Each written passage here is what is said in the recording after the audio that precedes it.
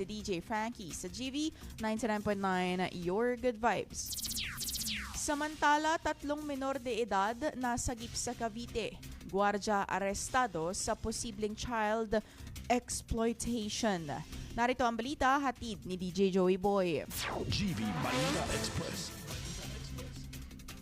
Nasagip ng mga operatiba ng Philippine National Police Women and Children Protection Center o PNP-WCPC ang 3 menor de edad sa magkahiwalay na operasyon laban sa umano'y child exploitation sa lalawigan ng Cavite.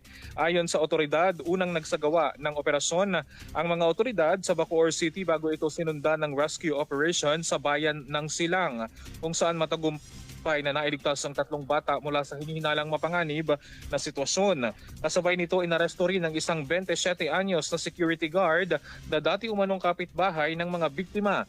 Hindi na muna isinapubliko ng pulisya ang iba pang detalye tungkol sa sospek upang maprotektahan ang pagkakakilanlan ng mga menor de edad na sangkot sa kaso.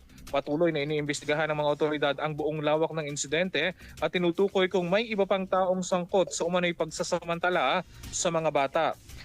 Samantala, nasa pangangalaga na ng mga kinauukulang ahensya ng pamahalaan ang 3 nasagip na menor de edad upang mabigyan ng kinakailangang proteksyon, psychosocial intervention at iba pang serbisyong makatutulong sa kanilang paggaling at kapakanan. Muling nanawagan ang PNP sa publiko na agad iulat ang anumang kaso ng pang-aabuso o pagsasamantala sa mga bata upang mapigilan ang mga ganitong krimen at mapanagot ang mga responsable. Para sa GV Balita Express, ito si DJ Joey Boy sa GV 9. Your Good Vibe. Dako naman tayo sa ating weather update.